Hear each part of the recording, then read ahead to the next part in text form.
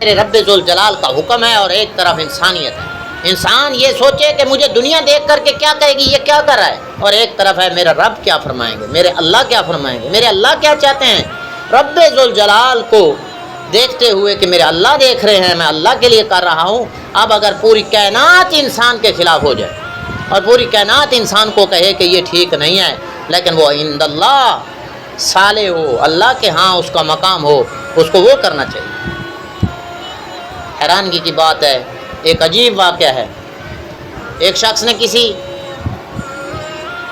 Fruit فروش جو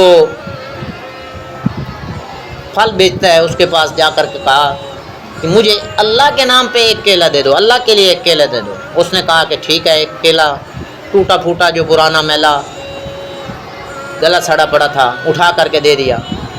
کہا یہ لے لو. جو اپنے لنگر سے کٹ چکا تھا، میلا ہو چکا تھا، پرانا ہو چکا، باسی ہو چکا تھا، اٹھا کے دے دیا، یہ لو.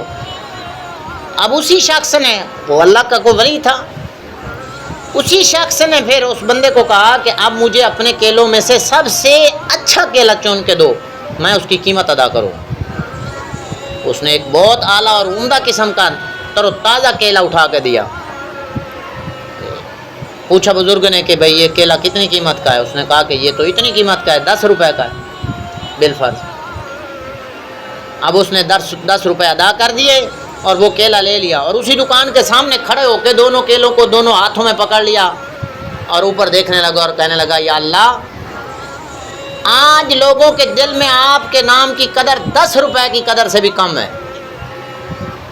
کہ جب آپ کے نام پہ ہم نے کیلا مانگا تو یہ کیلا ملا جو ردی ہے، نکما ہے، جو کھانے کے قابل نہیں ہے، گلا سڑا ہوا ہے، اور مقابلے میں میں نے 10 روپے پیش کیے تو 10 روپے میں وہ کیلا ملا جو سب سے اعلیٰ تھا.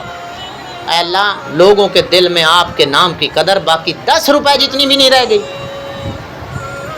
پوری کائنات کا بادشاہ کون ہے؟ اللہ کی ذات ہے. پوری کائنات کو رزق دینے والی اللہ کی ذات ہے. ساری کائنات کا نظام چلانے والی اللہ کی ذات ہے. ہماری سانسوں کی حفاظت کرنے والی ذات اللہ کی ذات ہے.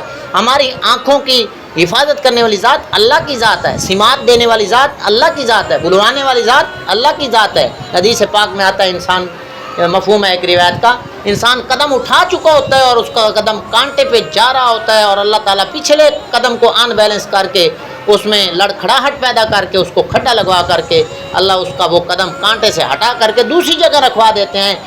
جو یوں اٹھے ہوئے قدموں کی حفاظت کرنے والی ذات ہے وہ انسان کو رزق دیتی ہے. اس کے نام پہ دیا جانے والا کیلا نکما اور 10 روپے کا دیا جانے والا جو کیلا تھا وہ اعلیٰ.